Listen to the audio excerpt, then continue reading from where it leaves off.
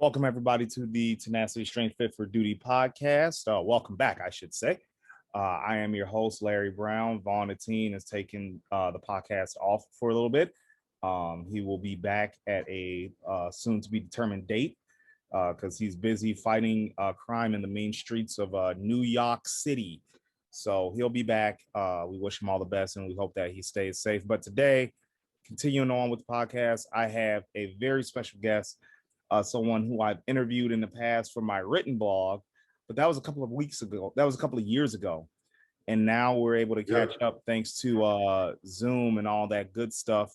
Ladies and gentlemen, from Troponin Nutrition, Justin Harris. How you doing, Justin? What's up? Thanks for having me, man. Hey, no problem, no problem. So a lot of people don't understand before Facebook, before Instagram, well, I should say before Facebook allowed normal folks and your grandmama and your mama to come on in, you had to be a college student. Before all of that, we had a little something called message boards, and myself and Justin, we met at a message board that really set the impetus, that really set the stage for a lot of the stuff that you see in bodybuilding right now, with video interviews and all that. And it was called Muscle Mayhem. If you were not part of that Muscle Mayhem era, if you were not part of that message board, you missed a very special time in bodybuilding. So I have literally seen Justin, guys from Michigan, Shelby Starr and Steve Kuklo come up from the ground up. Tell us how you got started in bodybuilding. Because I know you have a football background. But how did that transition over? Yeah, it really was. I mean, as a kid, I was kind of interested in, I think the very first thing I ever saw was the Arnold Classic, maybe in '88 or it would have been '89, I guess was the first. I think that was the first one, and it was on like CBS or something. I was like 8 years old, and I just thought I was mesmerized by it. And I remember trying to draw what the bodybuilders looked like in bed that night, because it was just, like it was like comic book heroes come to life. And so from then on, I was always kind of intrigued by it. But then, I started lifting weights for sports, for football. Really about end of freshman year, kind of 1994. I joined a gym. I didn't have a license yet, and my mom had to drive me to go to my workout every day. But from then on, I was pretty much 100% focused on lifting, 4 or 5 days a week from then until today. It was really always for sports. I didn't really, I played Division III, just low level, had a lot of fun. I did well there at that level, but when I was done with that, it was kind of, I didn't know what to do with myself. I'd always focused my training on that, getting stronger, getting more athletic, and then suddenly I found myself getting basically fatter by the day, because I didn't have, the 40 hours a week of practice and footage and lifting and all the stuff that went along with that. And decided I wanted to actually finally look like a bodybuilder. And so that was kind of how it transitioned. It was never really planned, or I never grew up like thinking I'd be a competitive bodybuilder or anything. It was always, I loved lifting weights, I loved getting stronger, but it was always for sports, until the sports were just gone all of a sudden, and I needed a new outlet or a new thing to kind of focus competition on. As a kid from like age 4, you always have competitions. You're always competing in something, some sport, even if it's just at school, competing, racing someone to the basketball net and back or something. And then suddenly, like, you become an adult and you just lose that entirely, which is hard, I think, is that, when you're in your early 20s and your whole life has been focused on things like that. And so that's kind of where it came from, looking for another competitive outlet.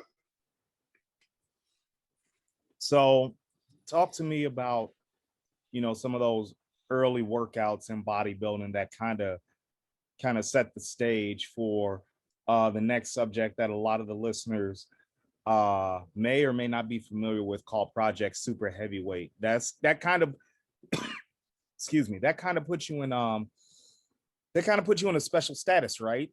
Because you inspired you inspired a lot of people that are now professionals, and they always point to that rear lat spread that you did on your deck at the home you were living at the time as saying, that's what I want to look like. So talk to me about some of those early workouts and then how you linked up with Dante Trudell, otherwise known as DC. Yeah, it was I mean, I didn't really know anything about lifting. I had a workout partner who was just an absolute animal. He played D1 football. He ended up hurting his back really bad, but I think he 100% would have played in the NFL. And he refused to read the magazines because they always talked about overtraining or things like that. He didn't want to know anything like that existed. And so we would just, we'd read an article about how someone had such a hard workout that they threw up. And so we thought you had to throw up after every workout. And so we would, that was kind of when we decided the leg workout was over, when one of us threw up. And so I didn't, it was always that kind of probably overtraining start that it built from, but always kind of trying to refine it and wanting to understand more about what I was actually doing, other than just, I knew it had to be more than just who could go in and be the dumbest, basically, training the hardest. And the way I actually met Dante was I was kind of refining my ideas of, okay, I didn't quite 100% fall on board with the Mike Mentzer full on heavy duty. I thought he went a little overboard at the end. Towards the end he was talking, not quite this crazy, but it was almost to the level, do one all out set of pullovers in May and one all out set of squats in December. Any more than that, and you're overtraining. And I was like, okay, I agree with the progressive overload and things like that. And I agree with the lower volume, but there seems to be more than that. And Dante's thread, I don't think it was his Cycles for Pennies thread, but it was, I believe, on that same message board, which I think was actually Animal's board way back in the day, Animal Kits. But anyways, he was posting about his methods, and I don't think he'd even named it yet, because his name at the time was just dog crap on the message board, unfortunately for him. And I went on there and people were arguing against his ideas. And I went on there kind of to like agree with them. And I said, guys, it's not rocket science. He's telling you to eat more, get stronger, and you're going to get bigger. Well, he read that as when I said, it's not rocket science, that I was kind of dogging him. And so he private messaged me about it. And I said, no, I'm sorry, I worded it poorly, but I agree with you 100%. Let's boil it down to what we can guarantee will make us better. Obviously, there's a lot of variables involved, and obviously we don't know all the variables, and the human body is so complex, we might not ever fully know all of them, but let's focus on what we do know. If I'm benching 100 pounds right now, and in 5 years from now, if I'm benching 500 pounds with the same form, we have to assume that the muscles involved in the bench press are going to be larger. I mean, there's no confusion there, there's no question. And so basically boiled down to how do we make that process as efficient as possible, and that's where I kind of fell into his DC training ideas, and that's where what Steve and I were doing, off and on, as far as how closely we were following it. There were periods of time where we followed it 100%, periods of time where we kind of added some of our own stuff in, but 100% of the time we were training under the idea of progressive overload, adding weight to the bar. But not just weight to the bar, worrying about making a muscle stronger rather than just getting stronger in the movement, but always trying to, overload and make progress every workout if possible. Now, I know a lot of people don't realize that Steve is originally from Michigan. So how long did that training partnership last?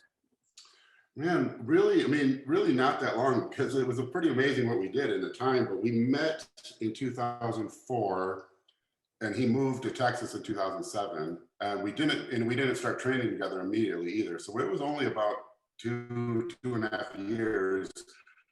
But in those 2.5 years, I went from, a 210 pound local bodybuilder to a, 265 pounds on stage national competitor. And Steve went from a teenager in high school to essentially pro level physique. So it was an incredibly productive 2.5 years, but it wasn't really that long.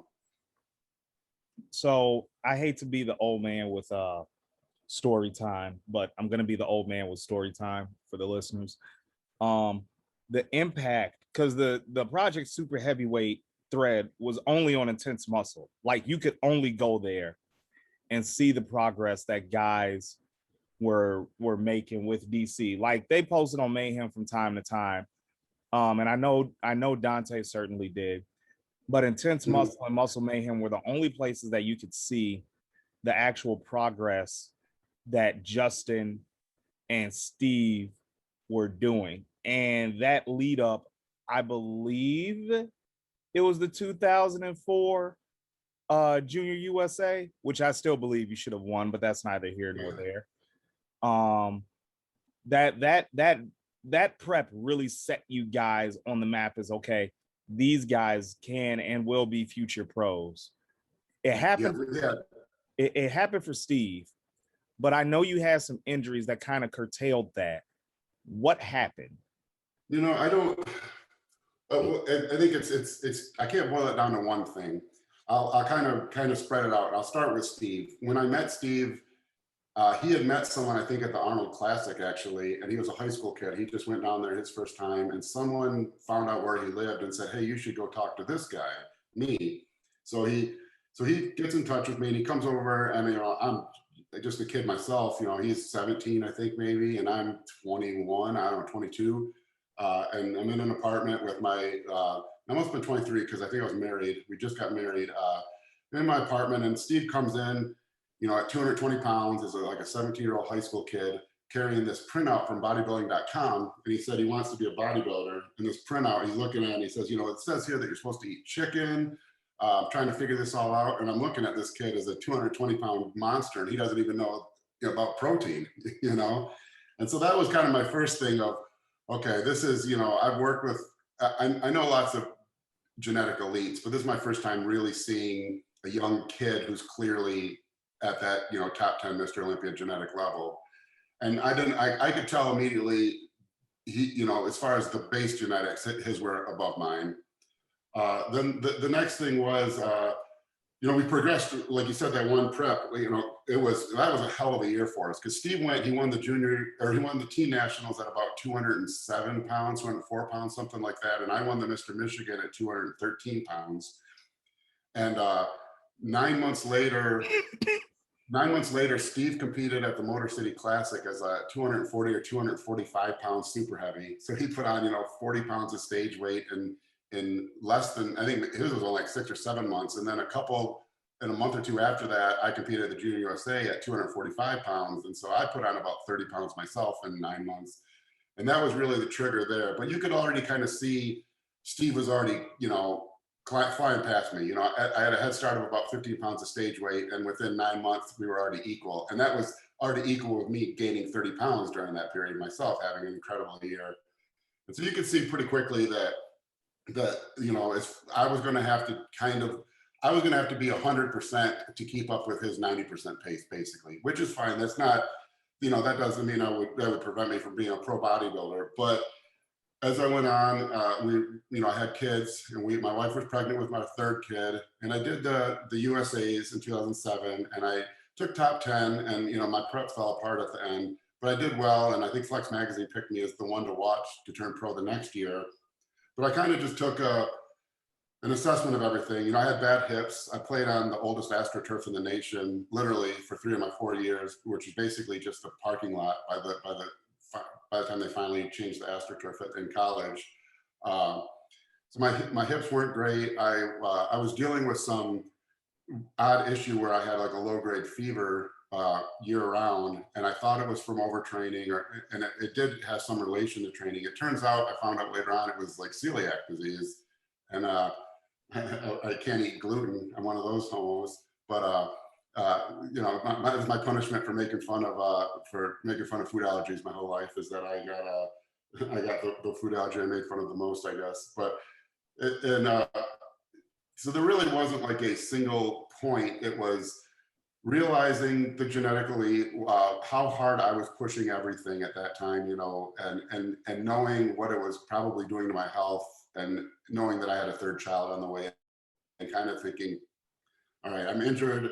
I'm dealing with these health issues. I'm pushing really hard, and I'm struggling to even though I'm making incredible progress, and most people would consider my rate of progress about as fast as you'll see. I'm struggling to keep up with Steve already, and he's a 22, 23-year-old kid. I'm 26 at the time. And I just kind of decided, I didn't really plan on not stepping back entirely. I thought I'm going to take a little break. I applied to grad school and thinking, thinking I'm going to take a little break, step back and come back. But I just never came back, I guess. I got you. So you're part of the group of bodybuilders that loves training, but absolutely is not a fan of competition. No. I mean, I love getting in shape. I love the progress, but no, I hated it. And actually that was always my downfall. Like you talked about that rear lat on my back porch. That was basically the downfall of that show prep, because I took those photos, posted them online, got a ton of hype. And in my mind, that was basically the end of prep, because I saw, wow, I clearly made progress. I could do this. I could be a professional bodybuilder. At that point, all I wanted to do was get back to the off season, making new progress and for the next year. It was always, proving to myself that I was better than the previous prep. And once I got to that level, it was really difficult for me to care about the actual contest for whatever reason. I don't know why. I think because it was, in my mind, I was always in competition with myself. I think I had the idea that at some point I would be in competition with other people, but my ultimate goal was to be a professional. And until I reached that stage, it was great to win competitions, but the goal was improving as a bodybuilder to become a professional bodybuilder, not necessarily to win competitions. And so it was really just never about the competitions for me. I love training. I love getting stronger. I love the progress. I think that's absolutely the most enjoyable thing about the sport, is that everything else you do in life, you go to work, you keep the same job, like as an adult, your life is basically like the movie Groundhog Day. It gets a little, it's hard to get excited about the future when the future is going to be exactly the same as it is today for the most part. I mean, that's what adulthood is. And so bodybuilding was that chance to always progress, always improve, always have some future goal that I was excited about. And really, that's the biggest thing I miss about competing, is it made everything so simple. I didn't have to worry about anything else. You could tolerate however shitty your job was. You could tolerate anything else was going on, because you knew you had this one really high level focus that every day you got up and there was some long-term goal that you were excited about working towards. And it really made everything else in my life incredibly simple. You don't have to worry about anything else, because today I get to, whatever, if it's my high carb day, today I get to eat high carbs and I get to see what I look like filled out. Today is my leg day. I get to see if I hit that new PR on squats. Today is, and so I love that aspect of it, but I'm kind of getting off on a tangent now, I guess. But No. So I think my question is, well, let me ask a question before I lead into the next one. Have you always prepped yourself? Like for your last prep for Masters Nationals, who prepped you? For that one, I actually helped Brad Hall, a good friend of mine, helped me. He does things extremely similar to me, so it wasn't that much different from prepping myself. And I hate to even call that contest a contest. My head wasn't in it the whole time. I just wasn't in. I didn't have that singular focus that you need to have. I mean, I guess maybe some guys with incredible genetics might not need that, but for me to get in the kind of shape I need to be to win a show, it needs to be the first, second, third, and fourth thought on my mind at any given time. And it just wasn't there. I was trying to convince myself that I still had the passion for it, but I just didn't. But up until that show, it had always been coaching myself, primarily because one of my other main interests was coaching, and I wanted to learn as much as I could about bodybuilding, nutrition, and contest prep. And I always felt like, as a coach, it's difficult to experiment with new ideas on clients. It's not fair to the paying client. And so I always felt like it was up to me to do that on myself, which I can only do if I'm competing and coaching myself. So now this leads me into my next question. I don't know Mr. Brad, so please, if he's listening, take this as no dig on you, and please, as a client, don't take a dig on him. But have you ever thought about getting like a John Meadows to prep you? Because the reason I ask is because I am like, if people have transitioned into full mom and dad life, I know a couple of people that are former IFBB pros that are like, nope, I'll never do it again. I like my mimosas. I like my I like my lunches, all that. But like, I still see fire inside of some people. And like, I don't want that to burn out, especially with somebody who has a lot of potential. I still think you have that potential, even in what, your 40s? Because we're around about the same age. Yeah. So I think that dream of being a professional can still be realized. And I think having that singular focus is good. But from what I'm learning, because I'm still immature in a lot of aspects when it comes to this, like I'm learning how to balance a family. I'm learning how to balance it with bodybuilding. I'm learning how not to blow my entire fucking paycheck on supplements and bullshit like that. But I still think it's something there where it could be a singular focus, but I think the main part of the singular focus has to be on progressing every week. And I feel like as long as you hit your meals, like I'm going by the saying, as long as I hit my meals, do my cardio, stay on this diet, good things will happen. And the singular focus has to be within that hour, hour and a half, 2 hours worth of training. And then I can go back to being dad, business owner, newscast producer, whatever you and me are in this world right now. I still think you have it. And I would hate to not see you realize that and you still have it. You understand what I'm saying? No, I get it. And I actually understand exactly what you're saying, because I would probably agree wholeheartedly that for me to turn pro, I would need to give the reins to someone else for that reason, for the main reason of just not having the time and energy to put the focus into that with all the other things going on, and needing that simplicity of a printout. I follow this. I don't have to think. I just do. I never say never. I just don't know when that ever would be. I've never said I've quit competing or I retired or anything, and I still train, and I still train hard, and I always, it's always in the back of my head making another run at it. I just don't know that if it'll happen. And I get that, but I just really want you to think, like, let's just be honest, 2019 and 2020 and even part of 2021 is a complete wash with various things. We've talked about how the COVID situation in Michigan has really screwed things up for a lot of people. But I really want you to seriously think in 2022, making it your year, right? Because you're how old? 42. 42. Okay. So I'll be 42 again this year. All right. We also have to understand that as masters bodybuilders, and I've touched on this before with a couple of people, ultimately, this is a young man's sport, right? We, in the macro of bodybuilding, we don't matter. We don't get the GAPS contracts. We don't get a lot of supplement contracts. You're an anomaly, and more so because of your knowledge and the impact that you've had on bodybuilding.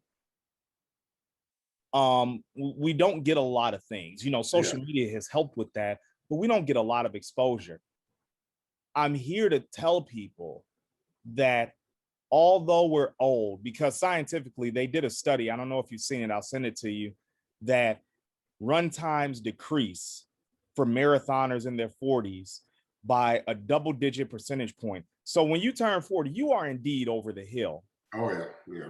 What I'm here to tell people is that, yes, I'm over the hill, but I've seen a lot of shit, and we have something to talk about.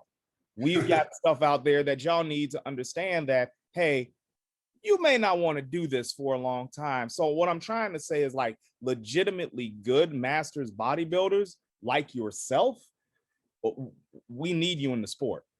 We really do. The thing is I'm in a situation I've never been in. I've always worked at least 2 jobs all the time, all through when I was competing. Even when I was building my business, kept a full-time job. Even all the way until last year, I kept a full-time job as an engineer. Even as my other stuff made more money than my full-time job. And so I've never had a situation where I could, all my preps were done. Like when I won the Mr. Michigan, I was coaching people, working as an exercise physiologist, and then bouncing on the weekends. And so my my Fridays would be, I'd go to the gym at 4:30 to be to work at 7, leave work, do cardio, then go to the bar, and then I want to get home till 4:30. It'd be 24-hour days. And so which a lot of young guys do, but my whole career, I guess, was, always that way, where I was always doing at least 2 jobs while trying to compete. And this is the first time ever in my life where the only thing I'm doing really the full time is the coaching. And so I'm home all day. And so I it's been tugging at my brain a little bit more that, this would be the first time ever I could actually do a prep where my primary focus would be just doing things right, not how could I fit things in as close to right as possible. That's fair. Like I said, just think, I'm saying this as a fan of Justin Harris. This is very selfish on my part. Think about 2022. No, it's always in the back of my head. And I don't know, I haven't been posted much, but I'm building a full gym at the house. And so I'm kind of working on rekindling that kind of full passion. Which really kind of sucks is I kind of had it right when COVID hit. I was that December, January, and February, right before it fully hit, was the first time in a long time where I was doing everything full on, and my body weight was getting back up around 290, and I was putting up some of the biggest lifts I've ever put up, and I was really, really in that mindset again. But like you said, COVID hit, and the gym's closed. I had to train at home. At the time, all I had was a squat rack and a bench. It was enough to get some work done, but it was difficult to keep that same full-on passion without the full gym. And then it kind of, over the course of the year, that's the weird thing about this sport is you always love lifting, you always love following the sport, you're always reading about it, but your own personal mental kind of passion, ebbs and flows. And so, sometimes it's that full-on passion where you wake up in the morning and the only thing you're thinking about is your workout for the day. And then sometimes it's where, you're going to get your workout in, but it isn't the only thing you're thinking about during the day. And really to go at that level, to turn professional, it needs to be in that mindset where you wake up and all you're thinking about is your food and your training. That's what you're most excited about every day. And I was there for a little bit. We'll see if it comes back, I guess. All things in time, but I'm just know that bad Leroy Brown is pushing for you. Appreciate come it, back. Man. I'm pushing for you to come back. But I want to move on a little bit. Let's talk about your actual company, Troponin Nutrition. It's been around a while, but now in recent years, actually, you dived into ebooks. You have a very interesting program that I've used. To hell with you for that leg extension hack squat. Oh, by the way, it's absolutely brutal. You got power bodybuilding. You have shredded, which is an Excel worksheet that I'm kind of using the worksheet now to help me drop some weight. And you also have mass carb cycling for mass. Mm-hmm. Tell us how these products were developed. Actually, tell us how your business was developed first, and then tell us why the dive into digital versus hardcover ebook. Yeah. Well, the business started as that I was kind of helping people. My undergrad is exercise science with a focus on nutrition. And so I had the nutrition background, but from a clinical standpoint, which is very, very different from performance nutrition and very, very, very different from bodybuilding nutrition. But I was helping people kind of locally with just diets, nutrition, and I helped a couple people compete in the early 2000s. They did really well, and so I kind of got like a local reputation where I would help people. And there were coaches back then. In the late 90s, there was, and early 2000s, it was basically Chad Nichols and Milos. And Chris Aceto. That was it. There was nobody.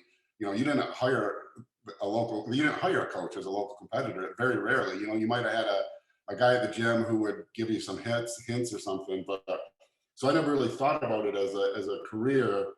But when I was prepping, I think for the Mr. Michigan, a couple of people started asking me, and I was like, I'm just so overloaded. I got 2 jobs. I'm prepping myself, and they said, well, I'll pay you. And so I was like, okay. And I got charged them something ridiculous, like $50 to write a diet or something. But I started getting more clients, and I told my wife, I said, I think I got something here. I don't know what to do with this, but I think I should set something up. And one night she couldn't sleep, and she was just kind of thinking. And so she kind of put together the shell of a website. And that was my first website, which we named Troponin Nutrition because my name on the forums at the time was troponin. It was either troponin or tropomyosin. There's a couple I used tropomyosin on. It turns out probably the worst name to pick for a business, because trying to explain people to go to my website, Troponin Nutrition, it's just in person is pretty difficult because no one knows how to spell that word. But it just grew from there. And then it grew to where I was coaching a lot of people, and Shelby was with me at the time, and kind of getting burned out on it. And it's because people don't realize, I don't think they realize how much email work it is. Because you might get, because right now with my client load, I'll get as much as 50 to 70 emails a day, which people think, oh, I got a lot of emails at work. But these are emails that you have to read and answer, and they take a solid 10 minutes or more per email. And I think anyone would agree that even 10 minutes on a full check-in email is probably light as far as time. And so you do 60 of those, that's 600 minutes. That's 10 hours of answering emails, and that's, every day. And so it's rewarding, but it really gets hard, like mentally, to stay focused in front of a computer that long. And so I was kind of burned out, and I backed off on the coaching quite a bit when I went back to grad school, and then a real lot towards the end where I was only working with a few people.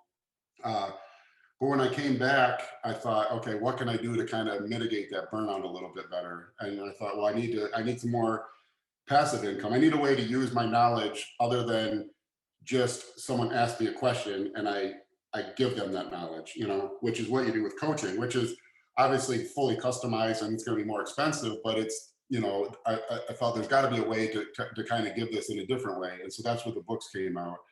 And I had success. I wrote a book, Comprehensive Performance Nutrition, in 2008, but that, like you said, that was a hard copy, a regular book version. And so I thought, well, let's try this ebook, thing. And so I started, I think the first one was Power Bodybuilding, which is a training program, and it sold well. And so ever since then, I just kind of make it my, one part of my daily task is every day I try to add one little thing towards a new ebook. And so I have most of Comprehensive Performance Nutrition 3 written right now. It doesn't mean much as far as that because the editing and stuff takes twice as long as the writing, but I'm always just kind of looking to like one I'm actually trying to work on right now is explaining how the sodium balance and peaking for a contest, and how it all really depends on that, and depends on the fact that your body needs to keep its blood sodium concentration at 0.9% sodium, and how you can manipulate that to properly peak for a show. And it's something it's basically just that's where it came up, is I have these ideas like that, and you want to get them out there, and you want to get them out to as many people as possible. And really the only way to do that is to put them in writing and then sell it somehow. So let's talk about performance, not necessarily performance, I'm sorry, power bodybuilding. So I am a fan of the term, right? I think like anything with power in it, like, gets me. That's why I've always wanted to train in the 90s at Powerhouse Gym versus Gold's Gym. Yep. There's something about that word. But anyway, tell us about power bodybuilding. And that's basically that's kind of my derivation of DC training, more or less. It's kind of a purely progressive overload approach, and it's more along the lines of when Steve and I would train, and we kind of veer from pure DC and veer into what our kind of personal preference was. It's more towards that pathway, which is you go in and every workout has to have progress in some manner. That doesn't mean you're going to get stronger on every workout or every exercise. And it doesn't mean you're even going to pick the exercise you get stronger in. But there's, over the course of a full workout, if your mind is in the right place and your diet is in the right place, there's no reason why you can't force some level of progress every workout. And so whether or not that's picking maybe on a chest workout, picking an incline barbell press, and your goal is to increase weight or reps on that movement, but I tried to branch that out to be more inclusive as far as what actually progressive overloading is, rather than just with the straight DC where it's kind of almost exclusively to adding more weight. which I think is the most productive and most effective way to overload, I look for more ways to do that. And so with power bodybuilding, we kind of allow progressive overload through multiple pathways. The most obvious one is getting stronger. That's always the goal. But the next one is you can, if we're doing a set, or because not all the power bodybuilding sets are straight to failure or one all-out set to where you try to set a PR on. Some of them are actual volume sets also. So we might do 3 sets. So let's go back to incline press. Say one workout, we have 3 sets of incline press, shooting for about 10 reps. And so there's more ways to progressively overload on that than just adding more weight. We can do 3 sets instead of doing 10 reps each for a total of 30 reps. We could do 3 sets, but find a way to get 31 reps across all 3 sets. Or we can do 30 reps, but find a way to do it in less time than we did the 30 reps the previous workout. And so that's kind of where power bodybuilding branches out from DC, is that it involves more ways that allows for you to overload and cause progression. But the goal is still every workout is progress. And just out of curiosity, how do you apply this to, is there like, and I'm trying to word it in a way that makes me not sound like a newbie, but I'm going to sound like a newbie. Does this apply for natural bodybuilders, Yeah. And obviously you're going to be more restricted. Your rate of progress is going to be slower, but we're not looking for, progress doesn't have to be in chunks.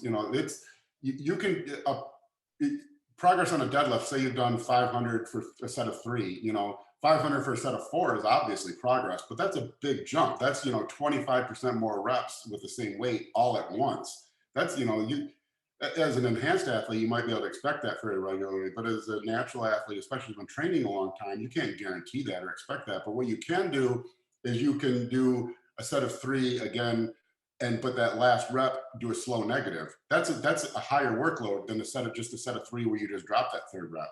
Or you can do a set of 3 where you hold at the top. Or you can do a set of 3 where you rest 10 seconds less before that set of 3 than you did the last time you did a set of 3.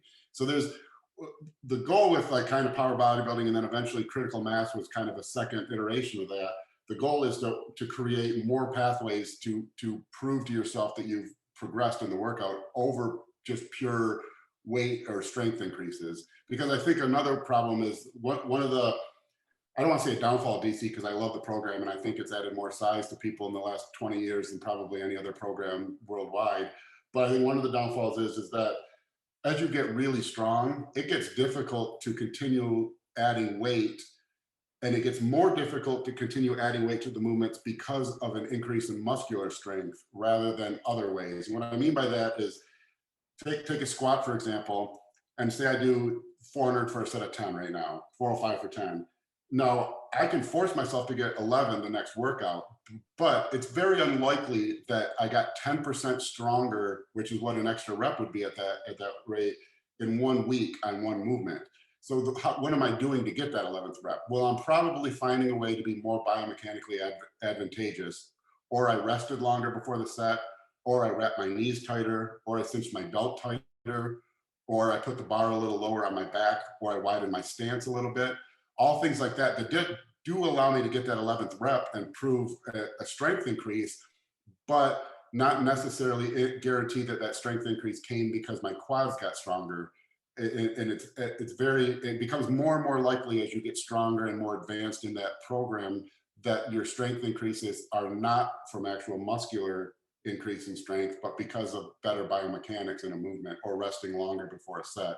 And so I was trying to find ways to kind of circumvent that.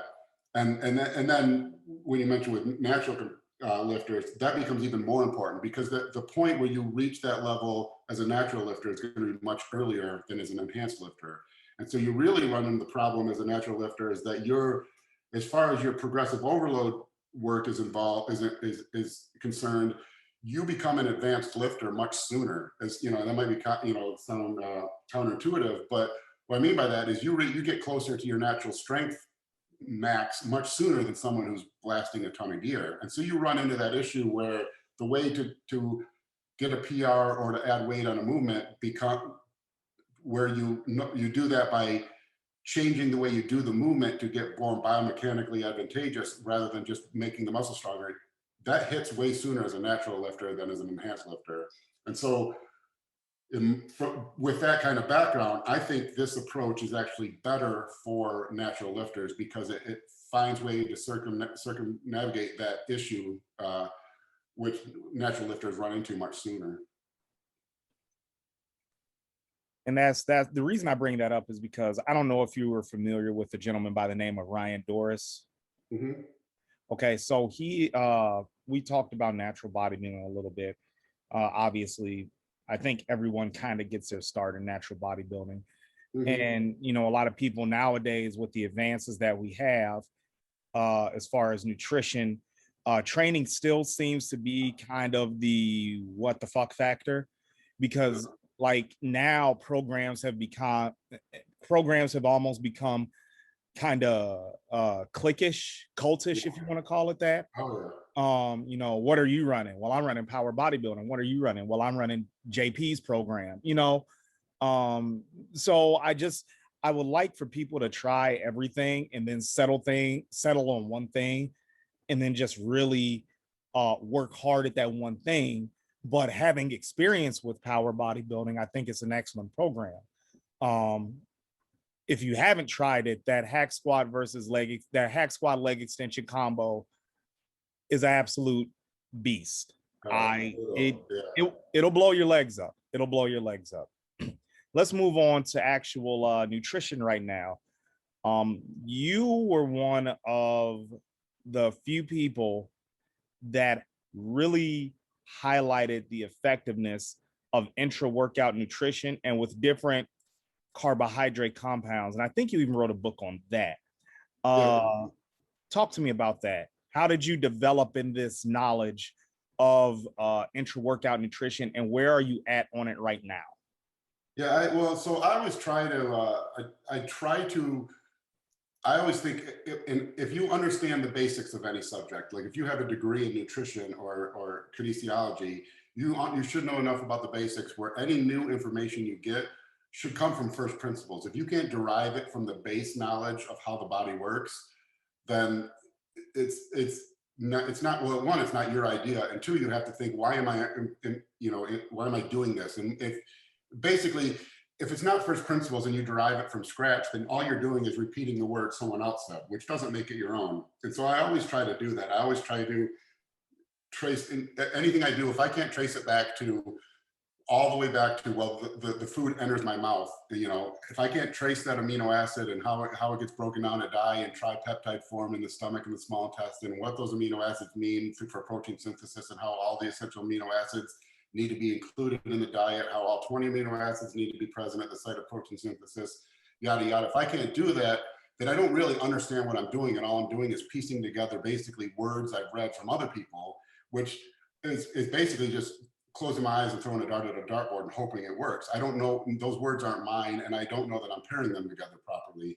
And so that's what I try to do. And so the way the intra-workout stuff came out was I was just trying to, personally think, how do I get the most out of my workouts? And so the basic assumption is that the workout time is more important than other times of the day.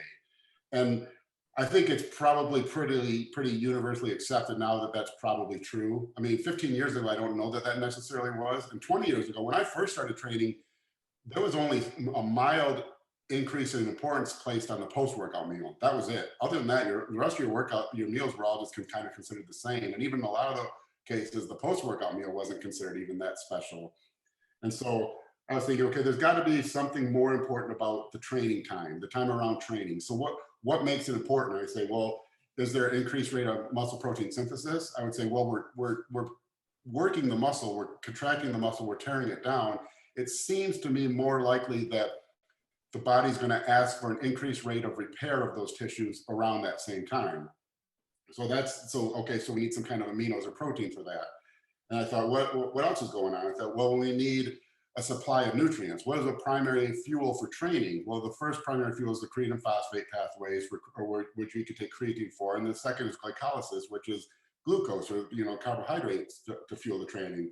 So I thought, okay, well, how do we maximize that. And why do we want to maximize that? Well, we want to maximize that because we need a steady level of blood sugar while we're training. We can get that through our pre-workout meal, but if the blood sugar level dips, then the body has to replace that blood sugar by pulling glycogen from the liver, and there's all kinds of issues that can come with that, and you can get short bouts of mild hypoglycemia where your blood sugar levels are decreased a little bit, which is going to have a negative impact on your workout.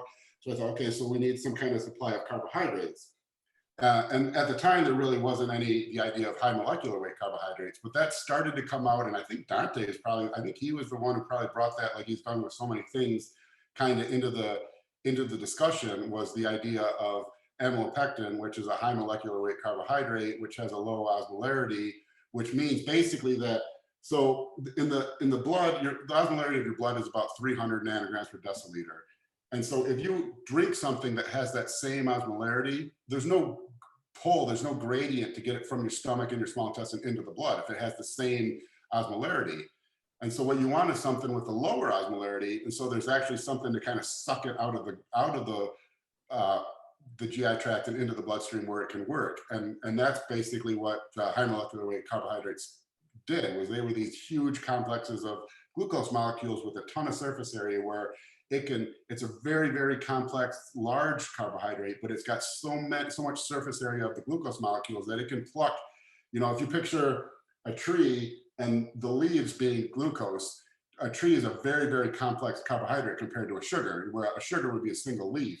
But what the tree has is it's got all that surface area, all those leaves on the outside, whereas if you picture a tree kind of getting pushed, or a bush getting pushed through the small intestine, all those leaves, if they rub against the side of the small intestine, that leaf can get pulled off, that leaf can get pulled off, that leaf can get pulled off. So you have this really large complex carbohydrate, but that acts basically like a bunch of simple sugars that enter the bloodstream really quickly and continue entering the bloodstream really quickly for a long period of time. So you get basically all the benefits of a simple sugar with all the benefits of a complex carbohydrate. And on top of all that, it's got that high molecular weight, which means it doesn't spend any wasted time in the stomach bloating you. It goes right through the stomach and right into the small intestine where it can do its work. And so that's kind of where it all came from. So I thought, how do we maximize all these things?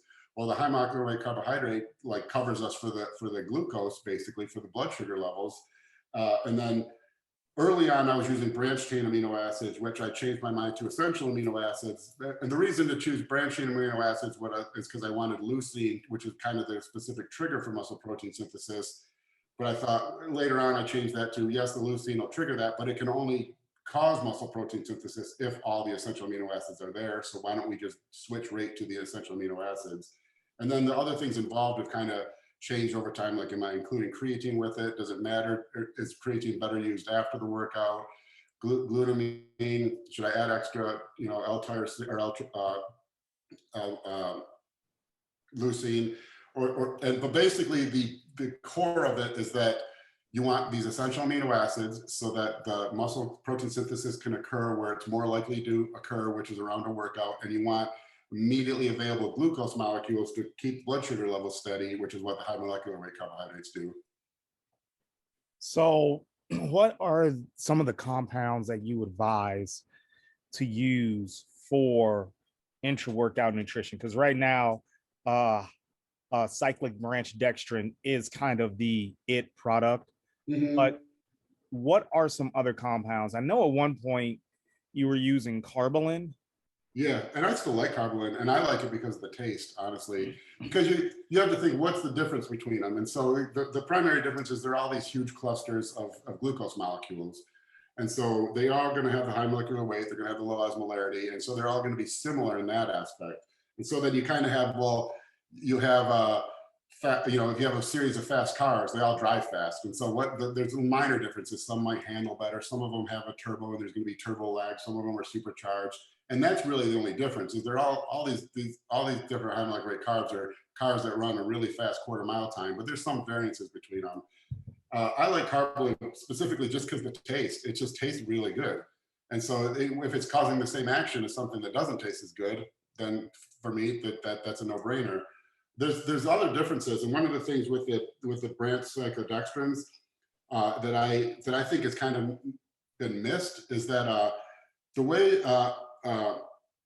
the way the highly branched cyclodextrins work is that there's three different types. There's I think it's alpha, beta, and gamma cyclodextrins. The beta ones, I think, is what everyone uses, and those are 7-ring cyclodextrin. What it actually is it's a cone-shaped molecule, and so it's this 7-ring cluster shaped in a cone, like a traffic cone, basically. That's hydrophobic on one side, hydrophilic on the other, and that's actually the way Febreze works. Febreze is made of cyclodextrins. I think Febreze is the gamma 8-ring cyclodextrin. It's a little larger. But the reason you can Febreze and forget it is because you spray that on and the stink kind of gets sucked into that cone. And then you got that hydrophobic, hydrophilic action going on with water. And when you later on, so you forget it and the stink is trapped in the cone. And later on, when you wash it with a wet rag, that reverses that hydrophobic, hydrophilic nature, the stink gets pumped into the rag and taken up off wherever, your bed or whatever. And that's how that works. And so I think there's still some potential with cyclodextrins that isn't being used, and where you could find a way to basically trap nutrients inside that cone for more rapid digestion, because that cone goes through the stomach extremely quickly because of its high molecular weight and into the small intestine where the absorption actually happens, where other nutrients that you want to take, like the amino acids or some of your supplements, don't have that high molecular weight. So they sit around in the gut for a long time and don't get into the small intestine until later. And so there's a slower absorption with those. But if you could trap those in the conic shape of the cyclodextrin, the same way that stink gets trapped with Febreze, then you have those things getting pulled through the stomach into the small intestine just as quickly as the high molecular weight carbohydrate, which will kind of maximize the whole thing.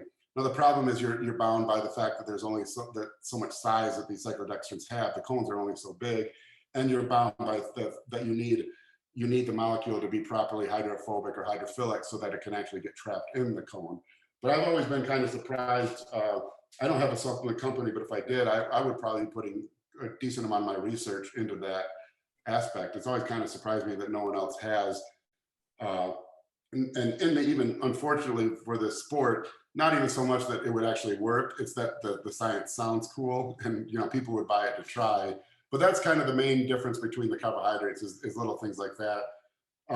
Amylopectin, the waxy maize, is a corn-based thing, but it's still a high molecular weight carbohydrate with a low osmolarity.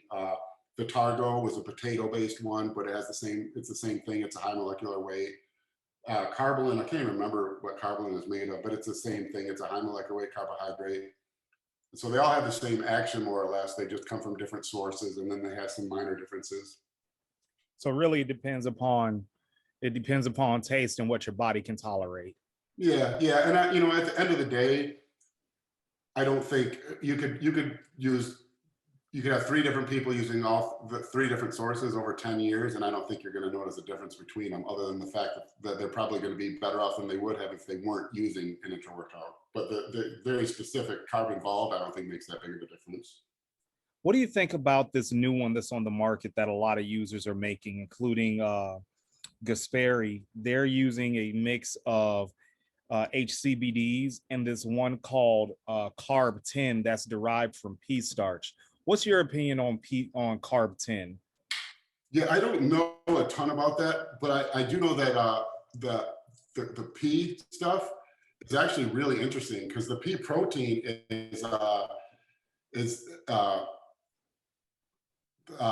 pea protein was a very interesting protein powder that Dante was actually looking at into about 15 years ago. Now, from what I understand about Carb 10 is it's basically a newer, similar but potentially better version of the high molecular weight carbohydrates. It's another very, very large cluster of glucose molecules with a very low osmolarity. And I think it's got the lowest osmolarity. I don't know that you'll find that data anywhere, but I feel like it has even lower osmolarity than amylopectin or highly branched cyclodextrins. And so it's kind of an oxymoron, because it's a low GI, low glycemic index, which people think it's slowly getting in the bloodstream. But all that means is that it's got a ton of glucose molecules attached. So again, going back to the analogy of a tree or a large bush, it's got all those leaves, but because there's so much surface area and it gets to the stomach so fast, those first leaves, those first glucose molecules get into the bloodstream much quicker than even a pure sugar would. So it actually starts spiking blood sugar much sooner than a high GI carbohydrate, even though it's a low GI carbohydrate. Now, how it differs from a high GI carbohydrate, so basically, like a maltodextrin or glucose or something, what that would be like if you took a tree, or a small tree with like 50 leaves, and you kind of glued them all together. And so they sit there, and the only way it can get into the small intestine is the stomach has to break up that glue. So it sits there in the stomach forever. And then when it gets in the small intestine, you have all these loose leaves that get sucked up right away. So that glucose gets sucked up immediately when it gets in the small intestine. It just takes longer to get there. So it's a high GI carbohydrate, a really fast sugar that spikes blood sugar really quickly. Once it gets in the bloodstream, it just takes a little while to get there. Where these high molecular weight, low glycemic index carbohydrates are the opposite. They spend almost no time in the stomach. They take a very long time to completely digest, but those first leaves or those first glucose molecules start entering the bloodstream much, much sooner than even a pure sugar would. Now, for everyone that's listening, if your head is kind of spinning, don't worry about it. Mine is too. The beauty for this is that you can go back and rewind this multiple times and take down notes. So, Milos, like you said earlier, was kind of like the pioneer of this intra-workout nutrition, like really taking a lot of carbohydrates and really just shoving them into the muscle. In your opinion, is there a training system or a style of training that's more advantageous to do intra-workout training nutrition with? Because I know Yes. Milos likes a ton of sets to failure, some heavy duty sets, like he calls it, very heavy sets to failure, and then the rest really just pushing a lot of blood in the muscle to move the nutrients around in there. What type of training is good for intra-workout nutrition? The way Milos trains, but I say that with a very extreme caveat of you can't get lost. And that's difficult in the sport, is you can't get lost by being hyper-focused on one thing. The ultimate focus needs to be progress as a bodybuilder. And part of that progress as a bodybuilder does include maximize your intra-workout nutrition, but it's not exclusive to that. And I think I say this with the utmost respect, but I think where Milos gets wrong with that is that there's an over focus on the intra-workout nutrition where there's too much focus spent on maximizing the benefits you get from the intra-workout nutrition to where the actual long-term progress of the training can actually be reduced. And so basically the way, I'm kind of picking on the way he was years ago with the giant set type stuff that he was doing in training. And I say this as, he's produced so many extremely high level athletes. I'm not saying anything he's doing is incorrect or wrong. I'm saying this is the way I would look at it, as why that might not guarantee the best approach. So you need to add muscle. And one of the ways you can do that faster is by improving your intra-workout nutrition. And the way to maximize what you get from the intra-workout nutrition is to increase the kind of rate that you're burning through carbohydrates and the rate that you're driving glycogen and nutrients to the muscle.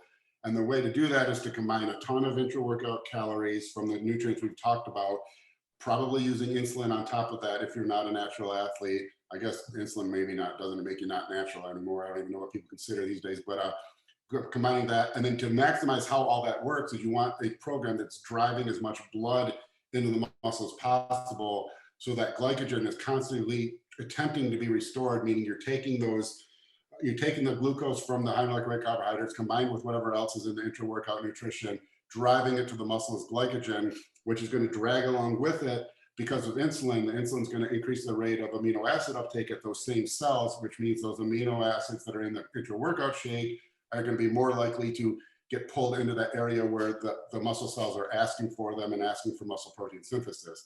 So that's going to kind of maximize the rate of muscle protein synthesis you get from the intra-workout nutrition. The problem is, does that training maximize the rate of muscle protein synthesis just in general? Because that maximizes the amount of benefit we get from the intra-workout nutrition, but that's only also the most advantageous way to train for a bodybuilder if it's also the way to maximize amino or muscle protein synthesis. So basically, and I'll use Ronnie's example, if Ronnie's way of training ramps muscle protein synthesis to a 10, but this other way of training only makes it to a 5, even though that way of maximizing to a 5 allows you to get the most out of your intra-workout nutrition, which maybe bumps the total count to a 6, it's still less than 10. if there's another way of training that maximizes muscle protein synthesis in general. So it's really easy to get kind of lost when you're focused with these things, because you can put a lot of emphasis of how do I get the most out of my intra-workout nutrition, and that's great. But if that training that gets the most out of your intra-workout nutrition isn't also the type of training that allows you to grow the fastest, then you're kind of not seeing the forest for the trees. Oh, okay. So, and if I'm tracking correctly or incorrectly, please let me know. Your intra-workout nutrition needs to reflect the type of training that you're doing, correct? Correct. But your absolute number one primary focus with your training should be what type of training allows me to grow the fastest. And then supply your intra-workout nutrition to maximize that. Don't put the intra-workout nutrition first and foremost, because then you're going to get caught in this rut where you start tailoring your training to maximize your intra-workout nutrition, even though that might not be the type of training that allows you to grow the fastest. It might give you the most benefit from your intra-workout nutrition, but if it's a slower rate of muscle growth, then what does that help? So again, training, main important thing in all of this that we call bodybuilding self-improvement. Yes, yeah. So find the best training program and then pick an intra-workout that works with that. Don't pick the intra-workout and then try to tailor your training to that, because that training might not be the best training. It might just be the best training for that intra-workout, which doesn't guarantee that it's the best way to grow overall, because there's a lot more involved than just what you're drinking during your workout as far as muscle growth. Okay. Now let's talk about, since we're on the subject of supplements, let's talk about your relationship with Hostile Supplements. That is a supplement line ran by Fuad Abiyad. He don't mention it, but I'll mention it. Fuad is an OG Muscle Mayhem member. Oh, I have legit seen Fuad in his fat nightclub days transform into an IFBB professional bodybuilder with nothing but singular focus. Yeah, no, I remember Fuad from his first local Ontario level. I think it was Ontario or Windsor, I can't remember, but yeah, Canadian local level bodybuilding, first show level. I mean, he came all the way up through the ranks on Muscle Mayhem. So tell us about that relationship with Hostile, how it developed and how it's working out right now, and the personal supplement stack that you're using right now.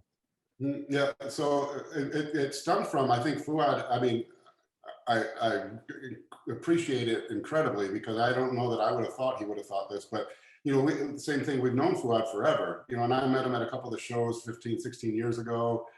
I've talked to him, in more recent years, seeing him at the shows also. And so when he was putting the supplement company together, I think they wanted kind of a coach as one of their athletes. I'm technically an athlete, but I'm an athlete coach through them. And so he thought, that I would be a good fit with them. And I think because we have a lot of the same thoughts and ideas as far as what supplements are the best and what approach to pre-workout, intra-workout, and everything is. And so it ended up just being a perfect fit. And I couldn't be happier with them. It's a great promotional thing for me for my business, because they let me do, I do some videos with them about once a month, which allows me to talk about the things that I'm interested in. Kind of what I was talking about before, about that the ebooks only allowed me to do before, where this is another avenue for me to kind of discuss these ideas in a way that kind of gets to a much larger audience that I wouldn't have on my own, that he does have as an athlete, as with a supplement company. And so my personal stack is, I use, my number one thing is Intra R3. I love their intra workout. And I, so much so that I actually even tailor my intra workout nutrition now. I don't force my clients to do that. I hate when people make their clients buy their certain products. But I list my intra-workout nutrition in terms of, what the ingredients are, what the amino acid count is, and what the carbohydrate count is, based on basically what intra R3 is, because I think it's very, very solid layout as far as total amino acid layout and amino acid to cluster dextrin carbohydrate ratio. So I love their intra-workout more than anything. That's head and shoulders my favorite product of theirs. Now their Hostility, I like as a pre-workout. I'm sorry if I called it intra-workout. Intra R3 is intra-workout. I think I called it pre-workout. I like the pre-workout, the hostility. I don't really use their. Justin, you there? You cut out on me a little bit. Volume. Oh, I'm sorry. Yeah, I said I don't use their bloodshot personally. Yeah, I'm getting I live out in the boonies. My internet's pretty terrible. I apologize. Their bloodshot is great if you want to pump. If you're one of those people who really likes to get a good pump. I have big veins. I'm very vascular. I never have a problem getting a pump. So my pre-workout that I like to use for theirs is hostility, and I really like their hostility. One thing I would recommend with people using it is it has the I can't think of that mushroom name now. Whatever, it's got that mushroom that everyone's adding now. Cardiceps. And yeah. What I find with that is that actually, as it's working through and kind of making its action through the body, I almost feel a little lethargic for about 20 minutes after I take it, before the hype of the pre-workout starts kicking in. So anyone listening, if you do use hostility, and maybe everyone else might not be the same, but it's enough of an effect for me that I would recommend this. I recommend taking my pre-workout, my hostility 30 minutes before my workout. And so that kind of gets through that. And then the cardiceps kind of start giving that mental focus. And I kind of get through that initial lethargy it causes, right as kind of the caffeine and the stimulants are kicking in. And right about 20 to 30 minutes post-dose, I'm just like fired up, like dead on mental focus, that nice smooth energy, and it's got even a little bit of that vasodilation. So even though it's got the caffeine and stuff, it doesn't cause like kind of that vasoconstriction where your fingers will get cold and your veins go away. It's got enough of kind of pump stuff through it that you won't have that as well. That's basically my primary stack. And then I use their protein also, the ISO H1, which I think a stellar protein. And I shouldn't say this because I'm talking about hostile, but I've always recommended True Nutrition for years because you can really pick what you want. But ISO H1 is the first protein that I kind of recommend just as a catch-all, where if you don't want to have to go through and select your protein yourself if you don't know enough, the ISO H1 just freaking nails it as a protein. It's high quality, digests really well, and you don't need like that page on a shaker cup. It shakes up so well. It's really pure. So those are my three that I use. I won't say exclusively, but almost exclusively with Hostil. That's every workout for me is the Hostility pre-workout and then the intra R3 intra workout. If you can get a hold of some samples, I'd love to try it out. Like some sample packets. I'll definitely try it out and actually get a review going up. But I've heard good things about them. So I'm actually looking forward to trying it. I'll probably pick some up actually. Some of the bloodshot, because I am a pre-workout fan. Don't kill me, people. I like my caffeine in the morning. But that's kind of my thing. So Justin, if they want coaching, books, anything like that, where can they get in contact with you? The best way is Troponin Nutrition, my website. The problem is how do you spell Troponin Nutrition? And so if you don't want to do that, you can just search Justin Harris Bodybuilding or Justin Harris Nutrition on Google. Don't just search Justin Harris, because a few years ago, some asshole named Justin Harris killed his wife and kids. So okay. Yeah, you used to be able to just search my name. Now you get some murderous asshole. But Justin Harris Nutrition on Google will bring you to Troponin Nutrition. And you can sign up right on there. You can email me if I have openings. I'm not one of those coaches who handpicks clients. I think if there's anything I can say about my coaching career that I'm most proud of, is that a lot of the names that are big names now were no names when I started working with them. We're young kids who no one knew about. And me, from a personal standpoint, I infinitely more prefer taking someone like that who no one knows. And actually I have one right now who's going to do the USA's, John Rivas, an ex-powerlifter, who I think has a shot at potentially turning pro at the USA's this year that no one knows about. For me, that's funny part. I'm sorry to interrupt. I talk with his training partner, James Ball, because we're both, he's a Navy. Yeah. He's currently in the Navy and I'm a Navy vet. So, but please continue. Yeah, so I love that. So don't think that like if you're a no name or a new competitor I'll turn you down. I don't at all. My general approach is all I care is that you're willing to work hard. If I have openings and you ask and you're willing to work hard, I don't care if you're a pro bodybuilder, non-bodybuilder, even some overweight guy who wants to get in shape. If I have openings, I won't turn someone down. And this time of year during contest season, late May, June, and July, pretty much every weekend you'll have openings because every week new people are competing and kind of ending their time with me. So it's a good time to sign on. I also have a nutritionist, Thomas Lackey, who's a graduate student in nutrition, who is a little less expensive if you want to use him. But yeah, that's how you get in touch with me. And for all of the people that can't spell, which I'm sometimes one of them, even being in journalism, I will put the link in the description video and in the iTunes podcast description. So Justin, thank you so much for joining. It's always a pleasure to have you on. It's always a pleasure to talk to you. I feel like I learned something more every time. But thank you for coming on. I really appreciate it. Same here, man. We've known each other forever. Thanks for having me on. I really appreciate it. No problem. So for Justin Harris, Vaughn and Teen, I'm Larry Brown, and we'll catch you on the flip side.